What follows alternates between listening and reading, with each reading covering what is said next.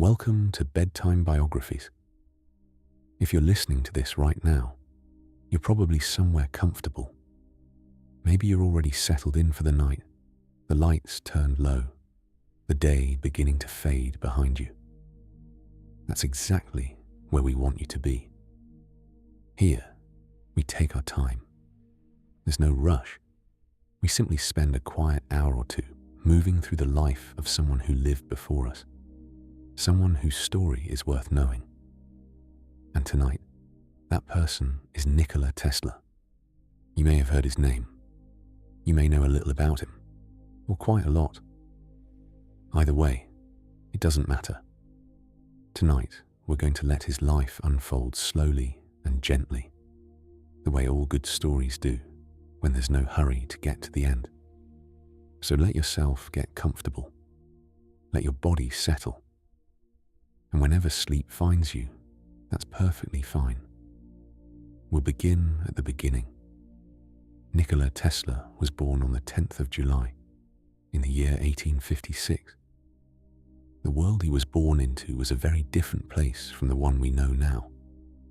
There were no electric lights in most homes, no telephones, no radios. People travelled by horse-drawn carriages on muddy roads, and the night was lit by candles and oil lamps. The hum and flicker that we take for granted simply didn't exist. Into that quieter, darker world, Nikola Tesla arrived. He was born in a small village called Smiljan, which sat in a region known at the time as the Austrian Empire. Today, that land is part of Croatia. It was a rural place, tucked into a gentle landscape of hills and farmland. The kind of village where everyone knew everyone, where the seasons shaped daily life, and where the pace of things was slow and steady. His father was a man named Milutin Tesla. Milutin was a Serbian Orthodox priest, a serious and well-read man who placed great value on learning and memory. He believed strongly that a sharp mind was one of the most important things a person could develop. He would sometimes give Nikola mental exercises, tests of memory, challenges to practice thinking clearly and carefully.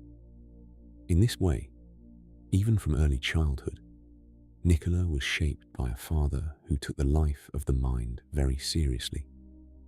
His mother was named Georgina, though everyone called her Duka. She was a remarkable woman in her own quiet way. She'd never received a formal education, but she had a deep natural intelligence and a gift for practical invention. She spent her days managing the household, which in that time and place was no small task, and she had a habit, in spare moments, of designing and building small tools and devices to make the work a little easier. Little mechanical things that she would put together with her own hands. It's said that she had a remarkable memory as well, and could recite long passages of poetry and scripture from memory without a single mistake. Nikola often said, in later life, that his gifts came from his mother. He believed she had passed something essential down to him, that instinct for how things worked, that curiosity about what could be made. He was the fourth of 5 children. His siblings were named Dane, Angelina, Milka, and Marika. The family lived together in the stone house that sat beside the village church where Milutin served. It was a modest home, simple and solid. The kind of house that feels permanent, rooted in its place. Life in Smiljan moved with the rhythms of the countryside. There were animals to tend, fields nearby, long winters and warm summers. And for a small boy with a curious mind, there was the world itself to observe and wonder about. From very early on, Nikola seemed to notice things that others passed by. He was drawn to natural phenomena, the way light moved, the way storms built and broke, the way ordinary objects behaved in unexpected ways.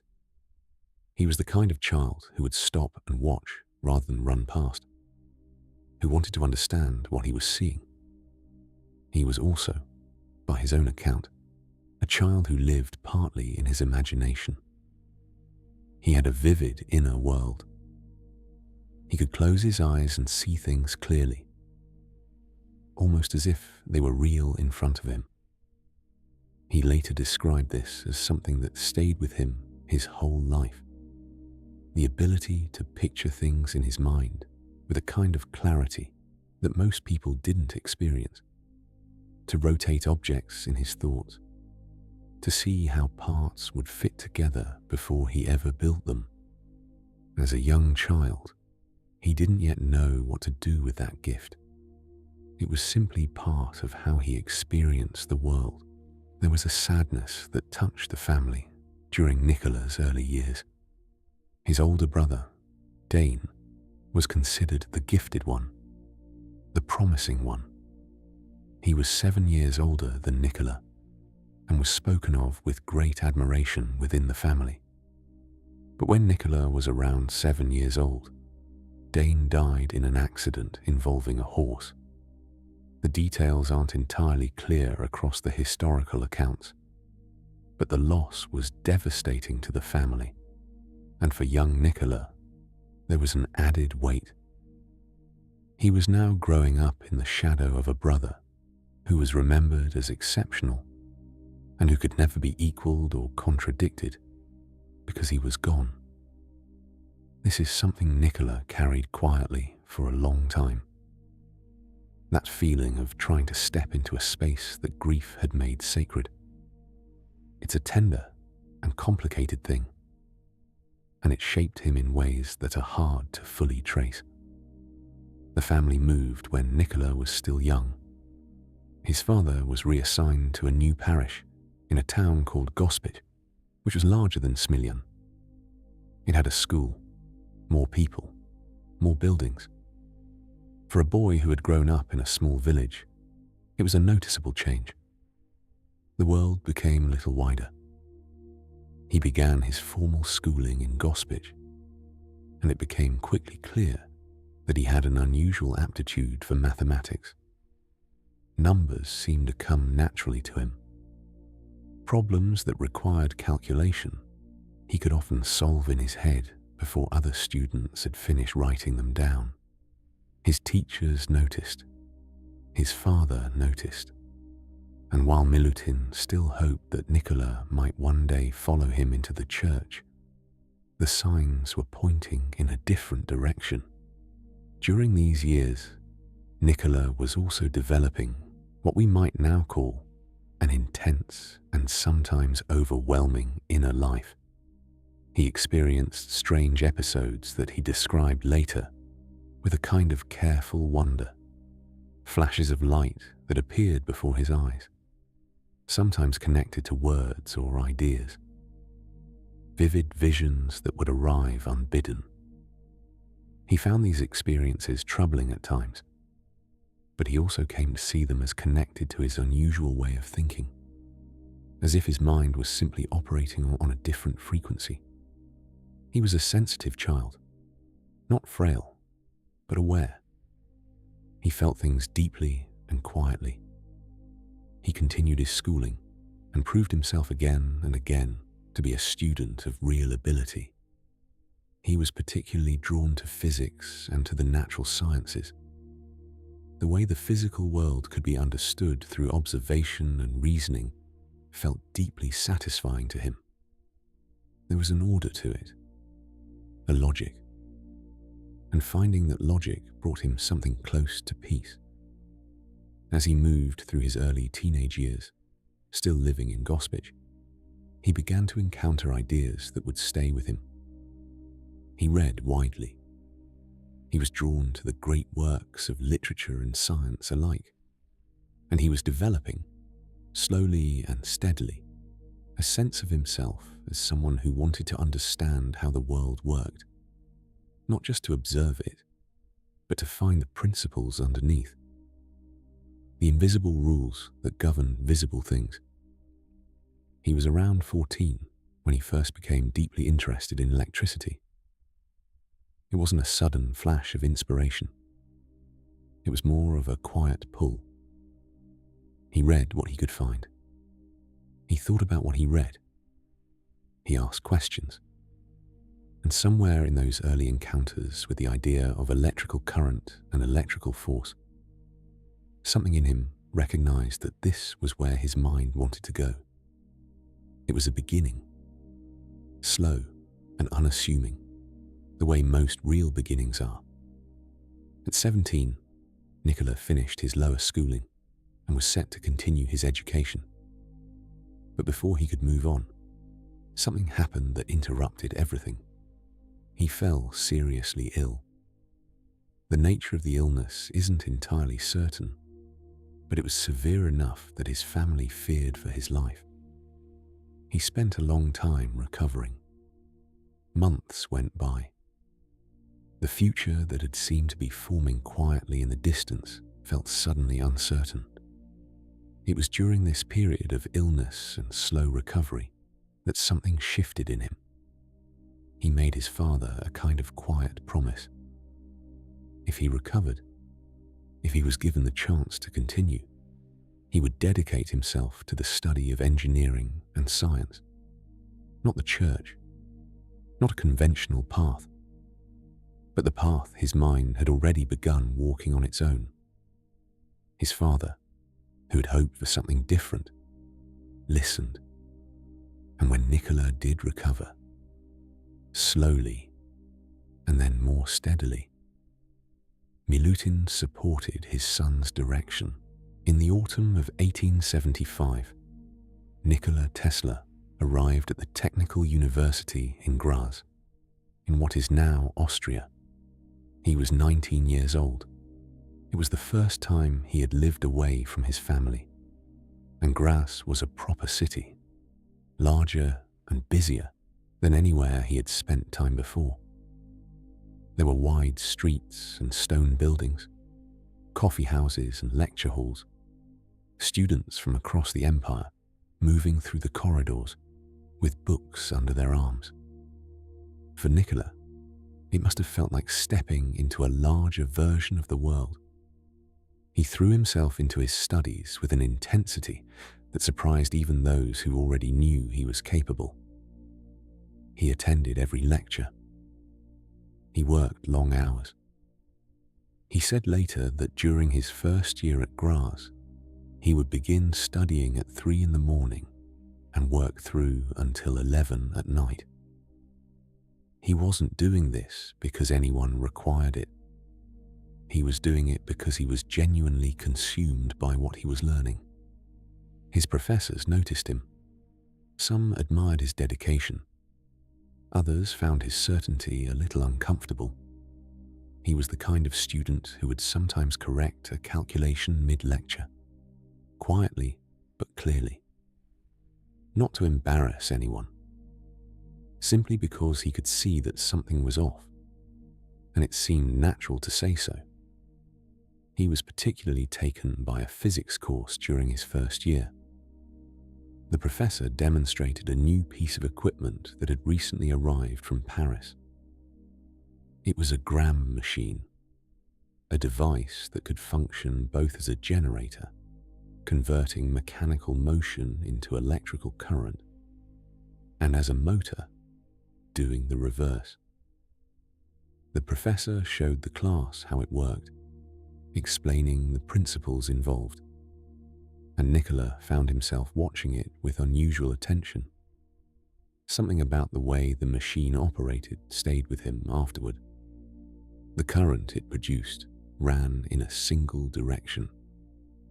It was what engineers call direct current, and while the machine was impressive, Nikola found himself quietly wondering whether there was another way, whether a current that alternated in direction, that moved back and forth in a rhythmic flow, might be made to do something similar, or perhaps something even more useful.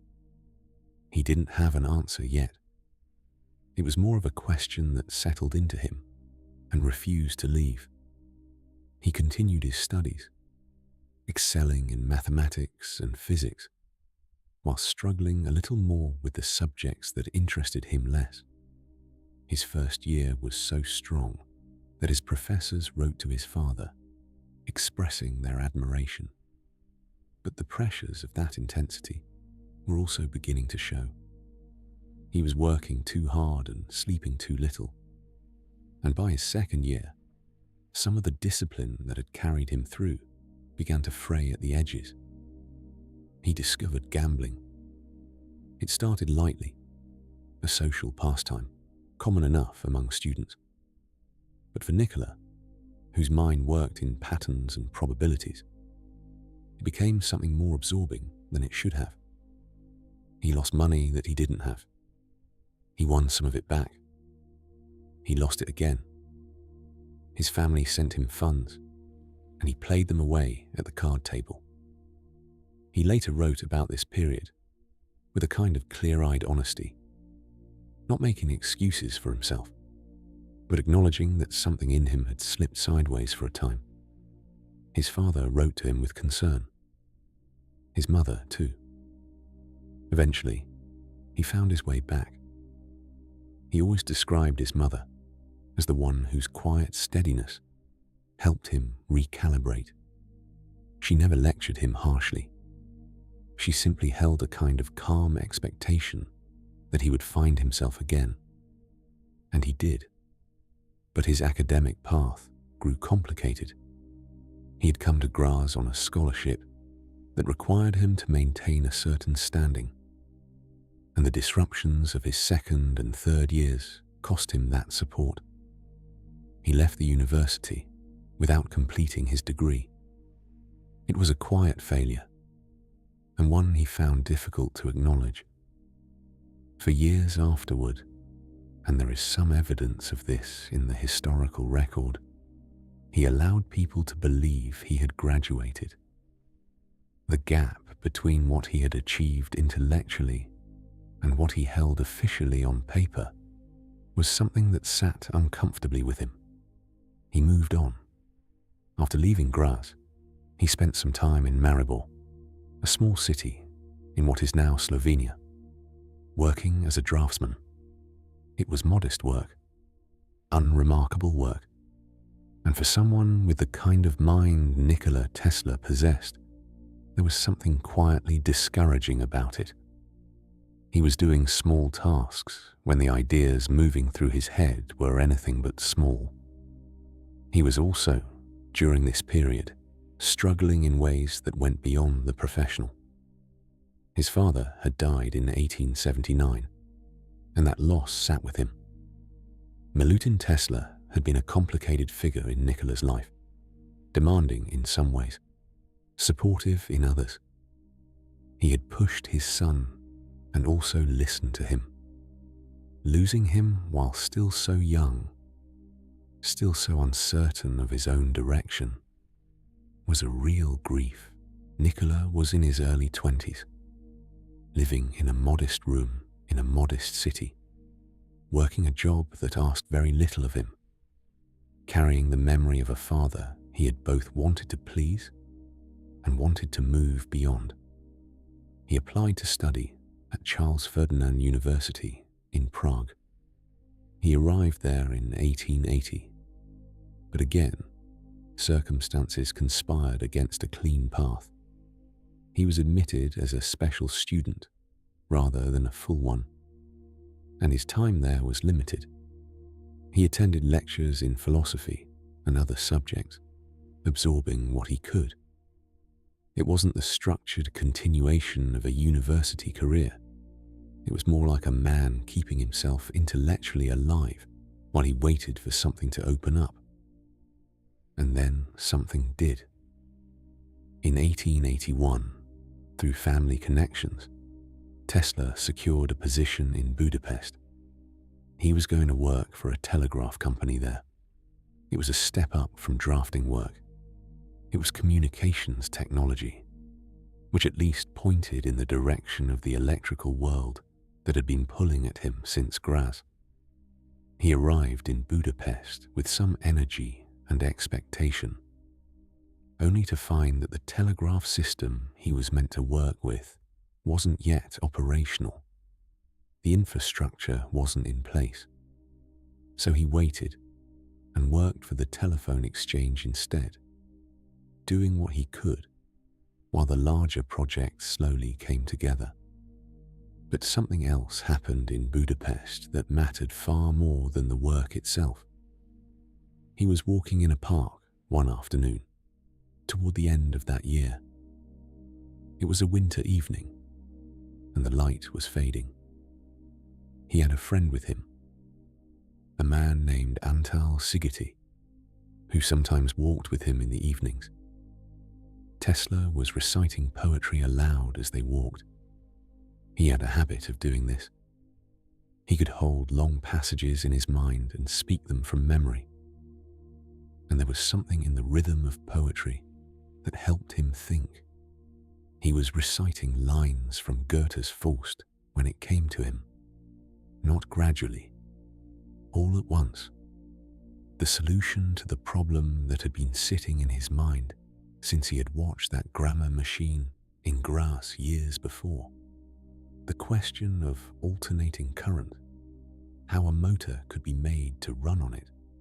He saw it in his mind as clearly as if he had built it and placed it on the ground in front of him.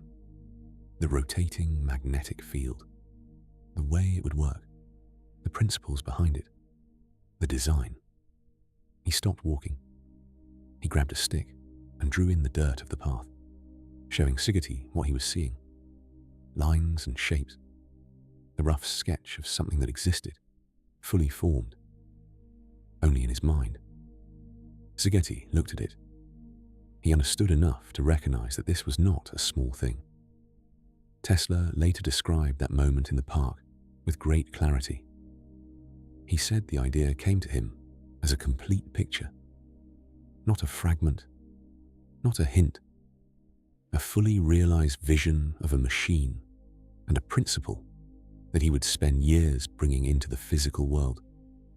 He stood in that fading winter light in Budapest, in his mid-20s, having never finished a university degree, working a modest job. And he had just seen, in his mind, the thing that would eventually reshape the way electrical power was distributed across the entire world. He couldn't have known that yet, but the idea was there, solid and clear. After Budapest, the next step came in 1882, when Tesla was offered a position in Paris with the Continental Edison Company. Thomas Edison was, by this time, already a famous name. He had invented the phonograph. He had developed a practical incandescent light bulb. He was building electrical systems, direct current electrical systems, in cities across America. And his company was expanding into Europe as well. Working for an Edison company, even the European branch, meant being at the center of something real and large. It meant working with serious engineers on serious problems. For Tesla, it was the first time he was truly in the right world. He was good at the work, quickly and clearly good at it. He had the ability to look at a malfunctioning system and understand what was wrong with it in less time than most of his colleagues could identify the problem. He was sent to troubleshoot installations, to fix things that other engineers had struggled with. He traveled to different cities, assessed problems, and solved them. His supervisors recognized what they had in him, and within the organization, there was a quiet understanding that Tesla was operating at a different level than most of the engineers around him. He was also, during these years, continuing to develop his ideas about alternating current. The vision from the park in Budapest hadn't faded. It had grown clearer. He was building the theory more carefully in his mind, refining the principles, thinking through the details. He didn't yet have the resources or the position to build anything, but the design was becoming more complete with every passing month. He spoke to some of his superiors about it. He tried to explain what he was thinking. The response was polite, but not encouraging. The Edison system ran on direct current. That was the direction the company had committed to. Alternating current was viewed with skepticism by the Edison organization and would continue to be for years to come. Tesla listened to this response and set the conversation aside. He wasn't yet in a position to push harder, but he didn't abandon the idea. He simply kept it where it was, waiting for the right moment and the right circumstances. In 1883, while working in Strasbourg on behalf of the company, he built the first crude prototype of his alternating current motor. He did it quietly, in whatever time he could find outside of his regular duties. He showed it to a few people, including a former mayor of the city who had some interest in new technologies. The response was polite, but nothing more. No investment followed, no support. He had proved the concept worked.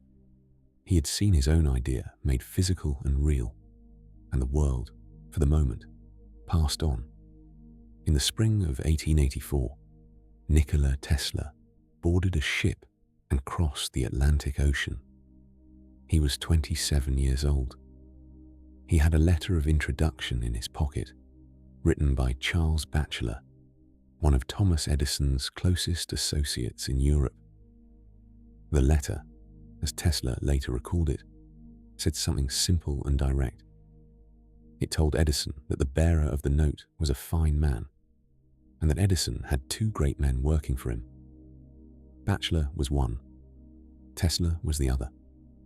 It was a generous thing to write, and it suggests that those who had worked alongside Tesla in Europe understood, even then, that he was something more than an ordinarily capable engineer. The crossing was difficult. There are accounts suggesting that somewhere along the journey, Tesla's luggage was stolen, along with most of his money and his travel documents. He arrived in New York with very little. Some cash, the clothes he was wearing, the letter, and the contents of his own mind, which were, as it turned out, worth considerably more than anything that had been taken from him. New York in 1884 was loud and dense and alive with energy. The Brooklyn Bridge had just been completed the year before. The elevated railways ran above the streets, clattering and steaming. The city was growing fast, upward and outward, and there was a feeling in the air that things were changing quickly, that the modern world was arriving, piece by piece, and nobody quite knew what it would look like when it was finished. Edison's laboratory and offices were in Lower Manhattan. Tesla made his way there and presented himself. He handed over the letter from Batchelor. Edison read it. The two men stood in the same room for the first time. They were very different from each other, and the differences were apparent almost immediately. Edison was 37, a decade older than Tesla. He was broad and informal, a self-made man in the truest sense, someone who had educated himself through relentless practical experimentation rather than any formal training.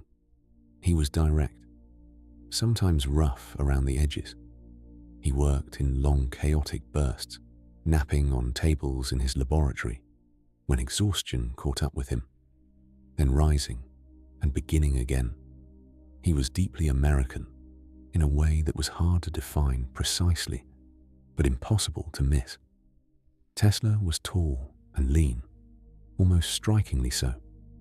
He was formal in his manner and precise in his speech. He had grown up in a household shaped by literature and religion, educated in European universities, trained in careful theoretical thinking. He dressed carefully. He thought in organized, almost architectural ways. He was, in temperament and approach, almost the opposite of the man standing across from him. And yet Edison hired him. He put Tesla to work almost immediately, and what followed was one of the more productive and ultimately combustible working relationships in the history of technology. Tesla was given difficult problems to solve, and he solved them. He worked on improving the efficiency of Edison's direct current dynamos, the machines that generated the electrical current powering Edison's growing network of lights and systems across the city. It was detailed and demanding work, requiring both theoretical understanding and practical skill. And Tesla brought both. He worked extraordinary hours. He later said that during this period, he would arrive at the laboratory at 10:30 in the morning and leave at 5 the following morning. Day after day. He did this not because Edison demanded it, though Edison certainly appreciated it, but because the work absorbed him. When he was inside a problem, time moved differently. Edison noticed. He trusted Tesla with increasingly complex tasks. He spoke well of him to others in the organization. But underneath this productive arrangement, something was already misaligned. Tesla had not abandoned his ideas about alternating current. He believed, with increasing certainty, that direct current was not the future. It was limited in how far it could travel from its source. The voltage dropped over distance. This meant that power stations had to be built close to wherever the power was needed, which was expensive and impractical at scale. Alternating current, Tesla was convinced, could travel much farther, could be transformed to different voltages, and could ultimately power not just a city, but a whole landscape. He tried to talk to Edison about it. Edison was not interested. His reasons were not simply stubbornness, though stubbornness was certainly part of it. Edison had invested enormously, financially and professionally, in the direct current system he had built. He had patents and infrastructure and partnerships all tied to that approach. Accepting that alternating current might be superior would have meant, in some sense, accepting that the foundation he had laid was flawed. That was not something Edison was prepared to do. There was also a genuine disagreement between them at a deeper level. Edison was skeptical of theoretical work. He believed in testing and iteration, in building things and seeing what happened. Tesla's method, which involved working through problems almost entirely in his mind and arriving at solutions before touching any physical materials, struck Edison as impractical, as a kind of arrogance perhaps, a belief that thinking could substitute for doing. For Tesla, it was the opposite. The thinking was the doing. The physical construction was almost a formality, a way of confirming what he already knew. These were two fundamentally different ways of understanding what engineering was, and they were pointed in opposite directions. The break, when it came, arrived through a fairly specific disagreement about money. Tesla later recounted that Edison had promised him $50,000 if he could successfully redesign and improve the company's direct current dynamos. It was an enormous sum. Transformational, if real. Tesla worked on the problem for months with the focus and intensity that characterized everything he did, and eventually presented Edison with a complete redesign that significantly improved the machines. He then asked about the $50,000. Edison, according to Tesla's account, laughed. He told Tesla that he didn't understand American humor. The offer had been a joke, a way of speaking, not a real promise. Tesla resigned. The exact truth of this exchange has been debated by historians. Edison's version of events, to the extent that he addressed it at all, was different. The financial arrangements between them were likely more complicated than either man's later account suggested. But the essential fact is clear enough. Tesla left the Edison organization in 1885, feeling that he had been treated unfairly, that his work had been taken and his compensation had not followed. He was 28 years old. He was in a city that was not his own. He had no job and very little money. What followed was one of the harder periods of his life. He found some investors who were interested in his ideas, specifically in the possibility of an improved arc lighting system. He worked with them for a time, and the Tesla Electric Light and Manufacturing Company was briefly established. But the investors were interested in the practical and profitable, not in the theoretical breakthroughs that Tesla was most drawn to. Once they had what they needed from him, they restructured the company in a way that left Tesla with nothing. His shares, his patents, the work he had done, gone. He spent a period working as a manual laborer, digging ditches by some accounts. A man with one of the finest scientific minds of his generation, doing physical labor in the streets of New York for $1 or $2 a day. He later described this as among the lowest points of his life, not only because of the hardship itself, but because of the distance between where he was and where he believed he was going. That gap between the magnitude of what he carried inside him and the smallness of his circumstances was genuinely painful. But this period ended, as difficult periods do. In 1887, Tesla found new backers. Two businessmen, Alfred Brown and Charles Peck, recognized what Tesla was describing and agreed to support him. They formed the Tesla Electric Company, and Tesla was given a proper laboratory on Liberty Street in Manhattan.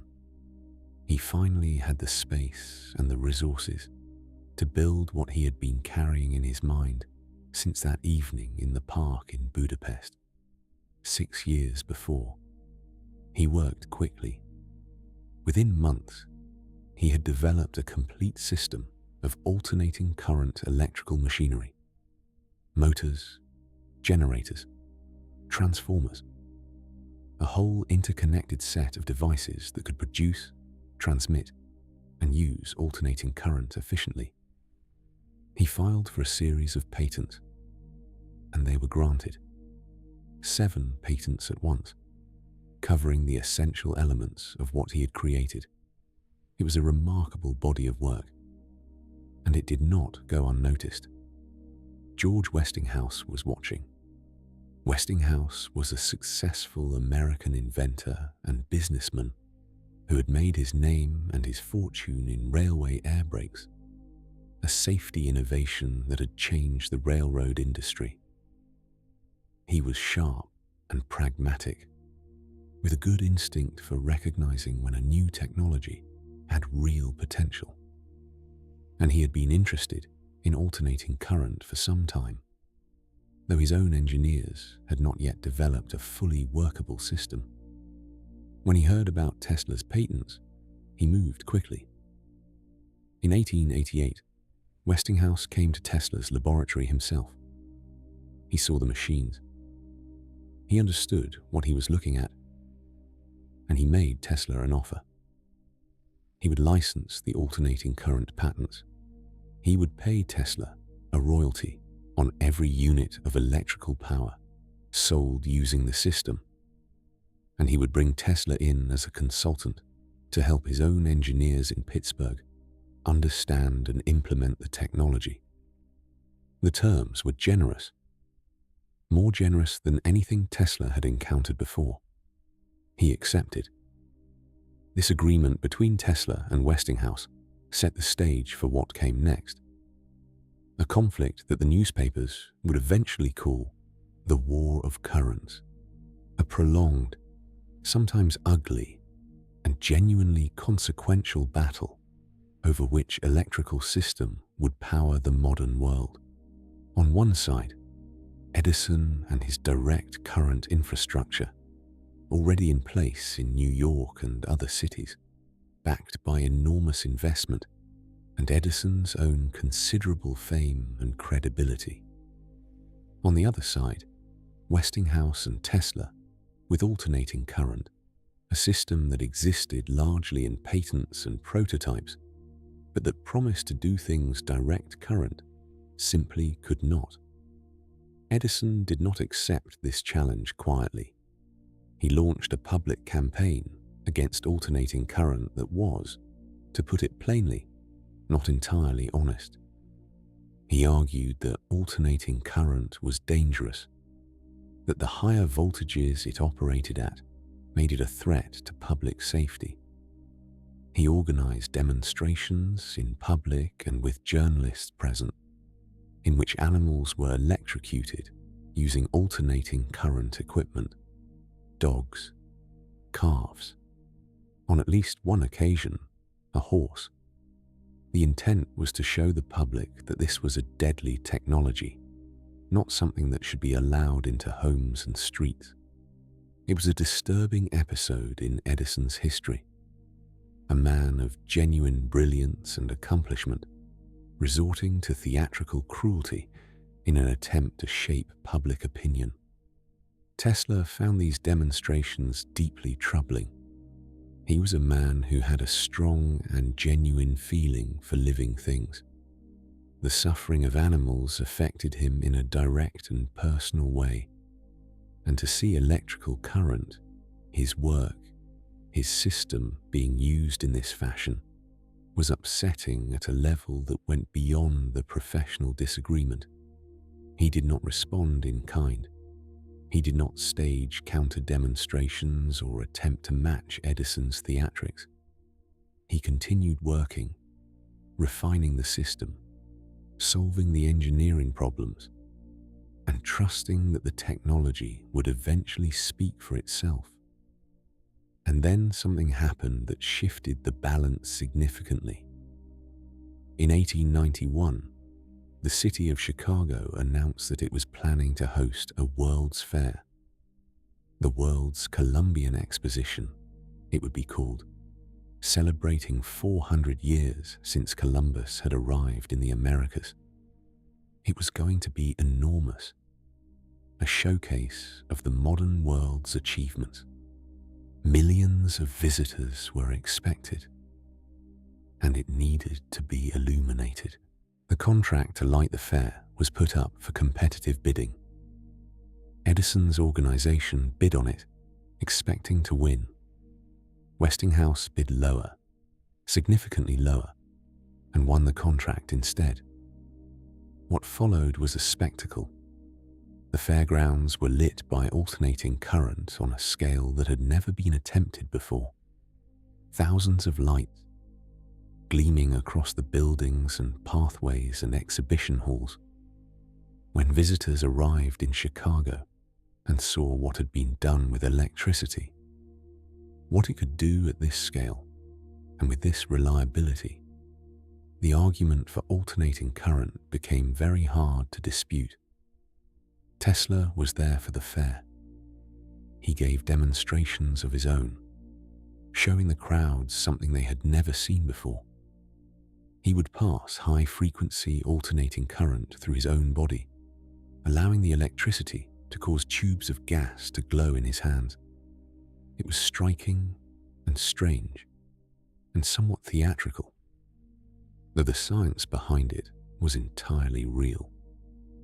He was showing people that the current, properly understood and properly used, was not the monster that Edison had portrayed. The crowds were fascinated. The World's Fair didn't end the war of currents by itself. These things rarely end in a single moment, but it changed the direction of the argument decisively. After Chicago, alternating current was no longer an experimental possibility. It was a demonstrated reality.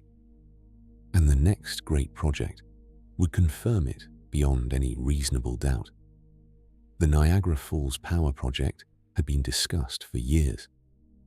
The falls produced an almost incomprehensible amount of natural energy, water moving downward with enormous force, and engineers and investors had long imagined harnessing that energy and sending it outward as electrical power. The question was how. A commission had been established to evaluate the competing approaches. They studied the proposals carefully. They consulted experts. They traveled to Europe to look at what was being done there. In 1893, they awarded the contract to Westinghouse, using Tesla's alternating current system. 3 years later, in 1896, the first electrical power from Niagara Falls was transmitted to the city of Buffalo, 26 miles away. It was the longest transmission of electrical power that had ever been achieved. And it worked. Tesla stood at the falls and felt, by his own account, something close to awe. He had imagined, as a child, that those falls could be harnessed. He had mentioned it once to an uncle, a boyhood idea that had seemed fantastical at the time. And now here he was, a grown man, watching it become real.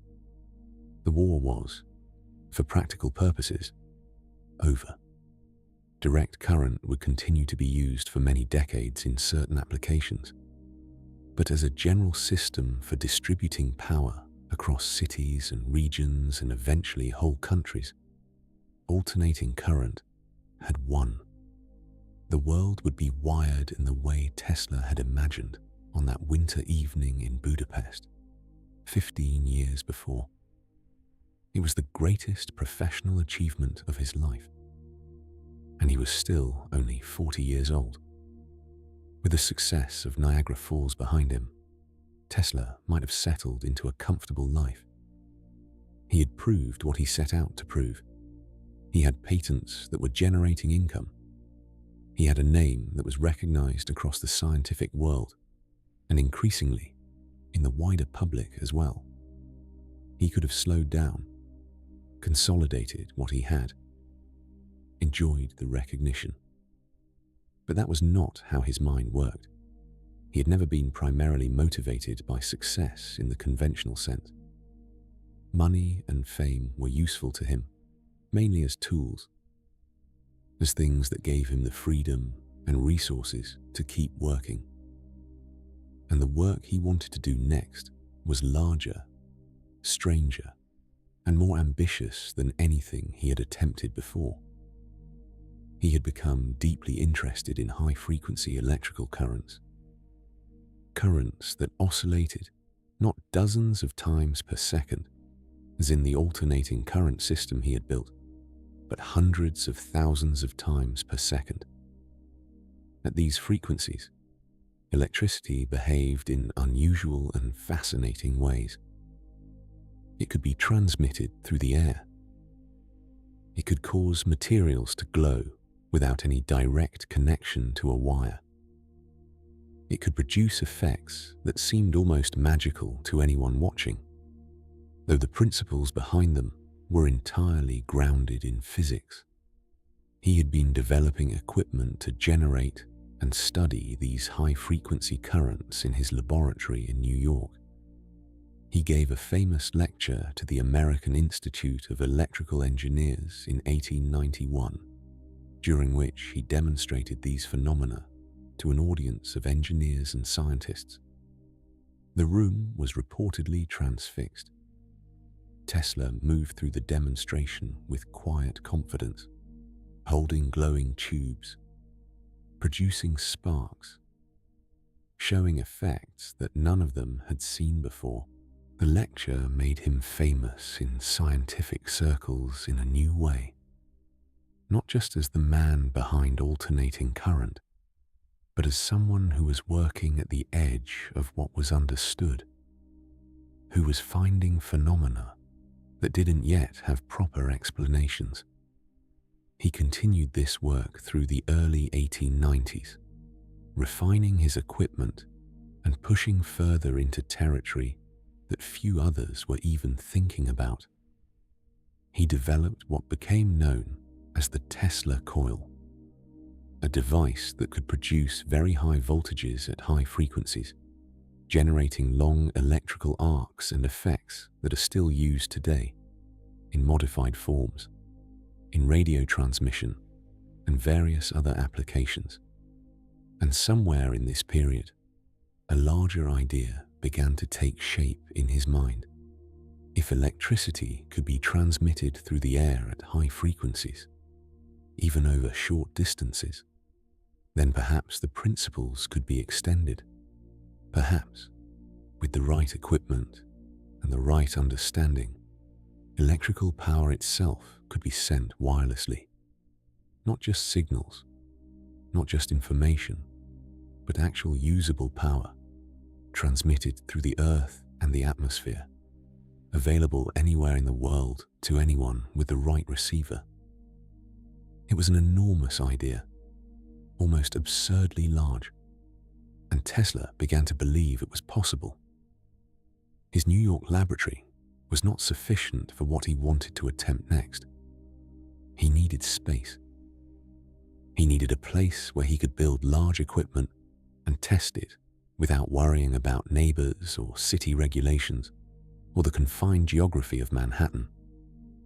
He needed somewhere open. He found a benefactor in a man named Leonard Curtis, who helped him secure land and electrical power in Colorado Springs, Colorado. In May of 1899, Tesla packed up his essential equipment, assembled a small team, and traveled west. Colorado Springs sits at the foot of the Rocky Mountains, on a high, flat plain at considerable altitude. The air there is clear and dry. Thunderstorms roll in regularly from the mountains, large electrical storms that produce dramatic lightning. For Tesla, who wanted to study the electrical properties of the atmosphere on a grand scale, it was an ideal location. He built a laboratory on the outskirts of the town. It was a large wooden structure, unusual looking, with a roof that could be opened and a tall mast rising from the center that could be extended to over 200 feet in height. Inside, he installed equipment unlike anything that had been built before. A massive Tesla coil, scaled up far beyond anything he had made in New York, capable of producing voltages in the millions. He worked through the summer and into the autumn, running experiments, taking measurements, pushing his equipment to its limits, and sometimes beyond. The lightning he generated from his apparatus was visible for miles. The thunder it produced shook windows in the town. People in Colorado Springs were both fascinated and occasionally alarmed by the strange things happening at the laboratory on the edge of their community. During this period, Tesla made observations that he found deeply significant. He believed he detected standing waves in the electrical charge of the Earth itself, waves that traveled through the planet and could potentially be used to transmit power and signals around the globe. He became convinced that the Earth functioned as a kind of electrical resonator, and that by understanding its natural frequencies, one could work with them rather than against them. He also reported something else, something he was more hesitant about, but ultimately chose to mention publicly. He said that his equipment had received signals, regular, rhythmic signals that didn't match any known natural source and didn't correspond to anything that human technology of the time could have produced. He suggested carefully that these might be signals from another planet, from Mars perhaps. This claim was met with considerable skepticism. Most scientists who heard it were doubtful. Some were dismissive. The signals were almost certainly natural phenomena of some kind, atmospheric effects that his equipment was interpreting in a particular way. But Tesla held to what he believed he had observed, and the question of those signals stayed with him for a long time. He left Colorado Springs in January of 1900. He had spent about 8 months there.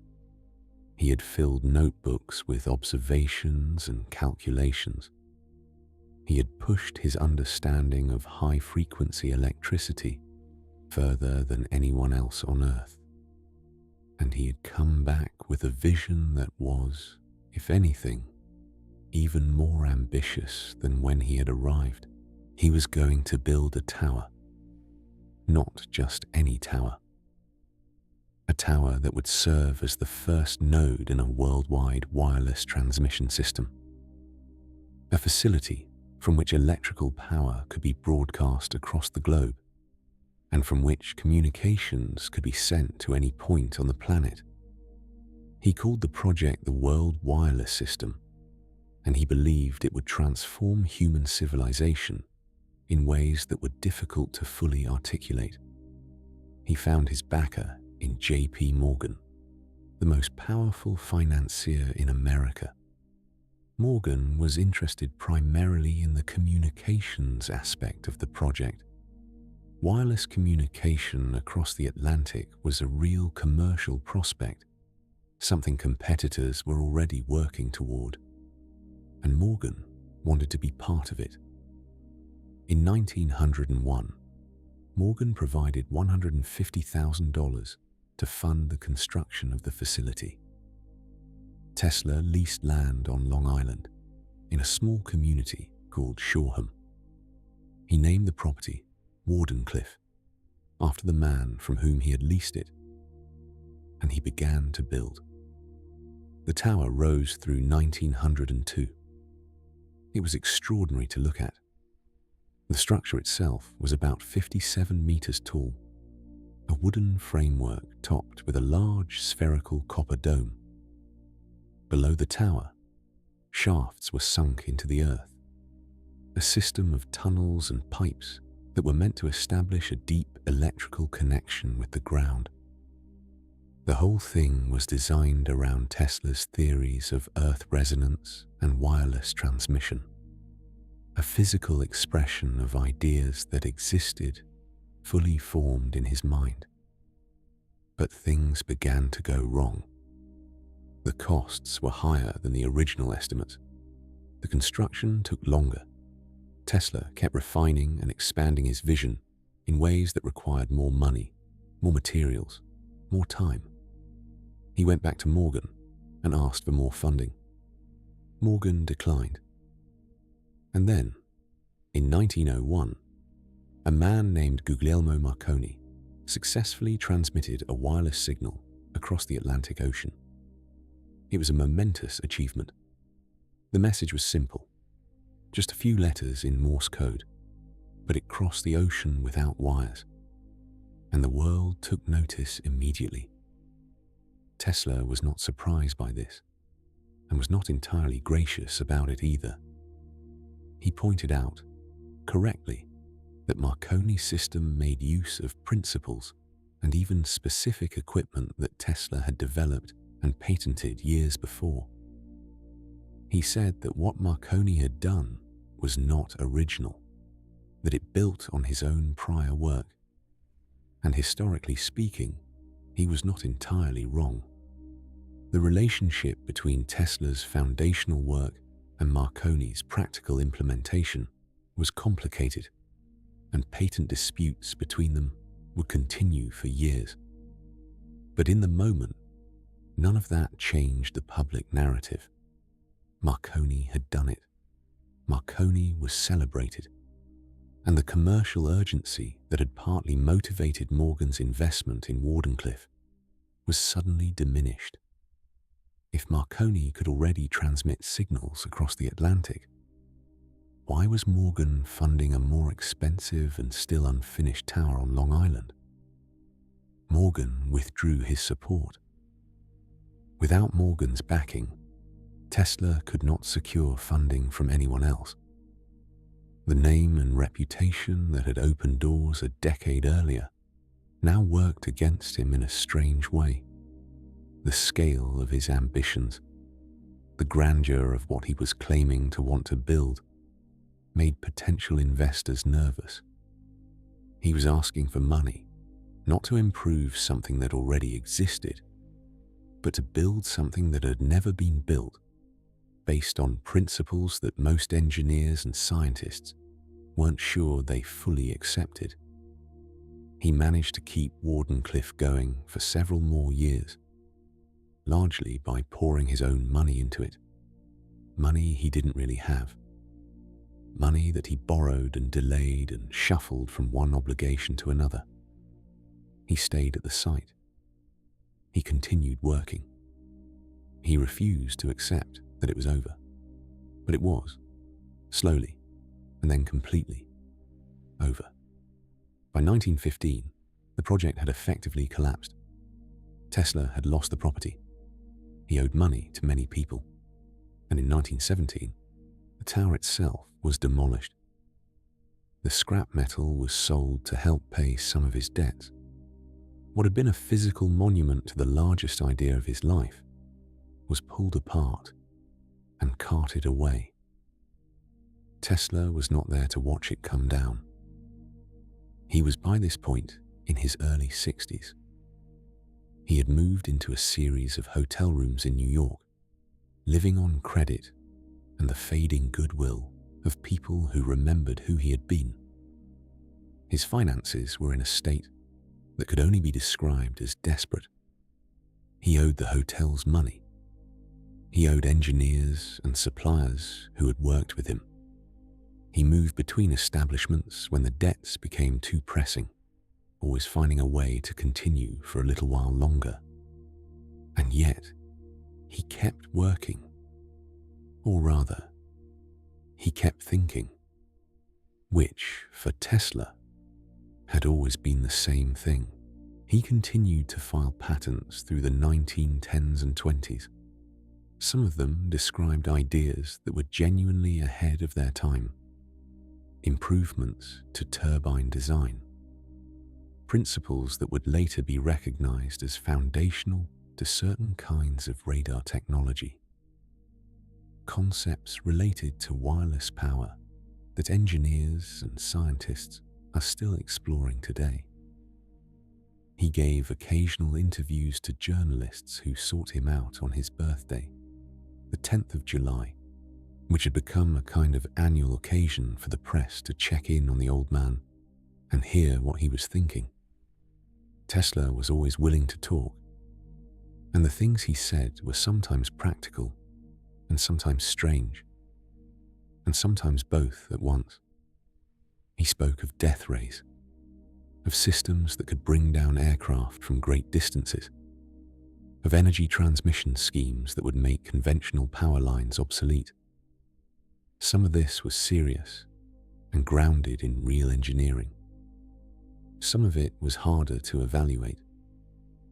He'd always been a man who lived partly in the future, who could see, or believed he could see, how things were going to develop before others could.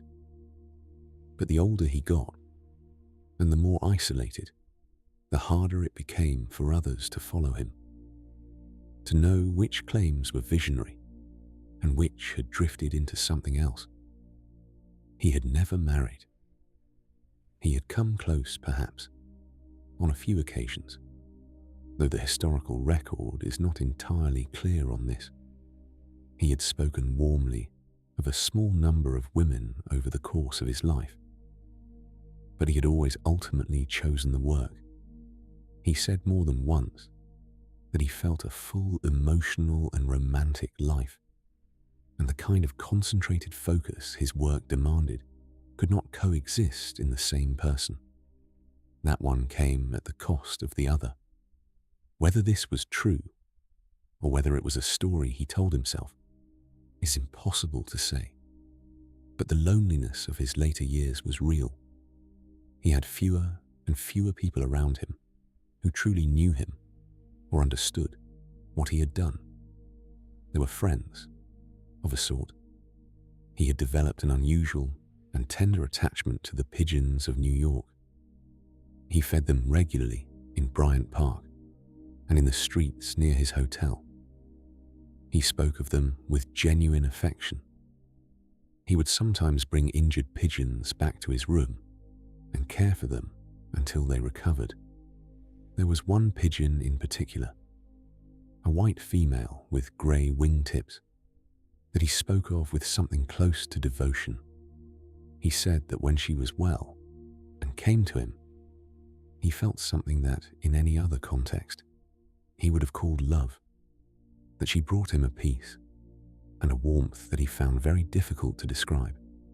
She died, eventually, as all small creatures do, and Tesla said afterward that something in him died with her.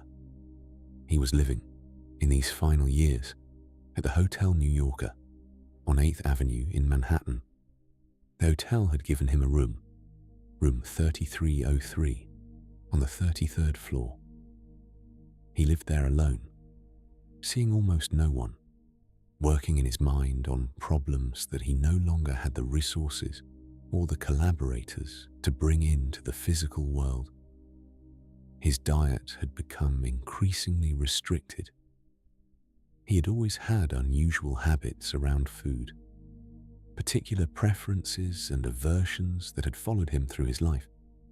But now, in his 80s, he was eating very little. Mostly warm milk, honey, vegetable juices. His body had grown thin. He moved slowly. The tall, lean man who had once stood in front of audiences and made tubes of gas glow in his bare hands was still there, in his own mind, still thinking, still seeing. But the physical man was fading. He rarely left his room.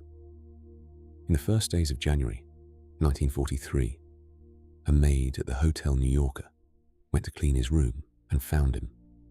He had died sometime in the night, alone, as he had been alone for a long time. He was 86 years old. The date was the 7th of January, 1943. Outside, the city moved and hummed, lit by electrical current that flowed through the systems he had built, carried across distances he had proved were possible, governed by principles he had worked out in his mind on a winter evening in a park in Budapest 60 years before. He died in debt. He died in a hotel room. He died with no family nearby, and very few people who understood, in that moment, the full scale of what he had been. But the world he died in was shaped by his work in ways that were almost too large to see clearly. In the years and decades that followed his death, the understanding of what Tesla had contributed began to come into clearer focus. In 1943, the same year he died, the United States Supreme Court ruled on a long-running patent dispute and affirmed that Tesla's patents predated Marconi's in several key areas. It was a recognition that had come too late to matter financially, but it was a recognition nonetheless. His name was given to the unit of magnetic flux density in the International System of Units, the Tesla, a small word that appears in scientific papers and engineering documents and physics textbooks all over the world, every day, in every language. The laboratory at Wardenclyffe, the place where his grandest dream had failed to become real, was eventually preserved. In the early 21st century, it became a museum and Science Education Center, a place where people could come and learn about what had been attempted there. His image appeared on currency in Serbia. Statues of him were erected in cities across the world.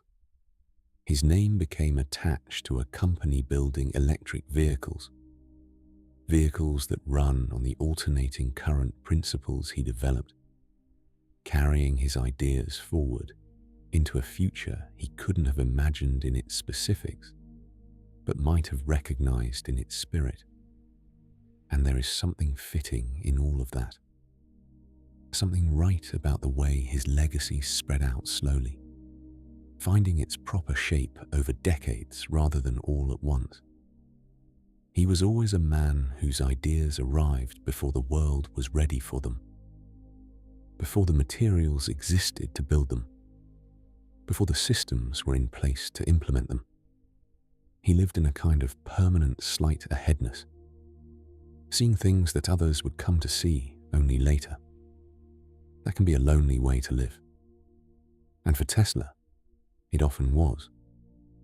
But it is also a particular kind of gift to the future, if not always to the present, to leave behind a body of work that people are still building on, still exploring, still finding new relevance in, long after the life that produced it has ended.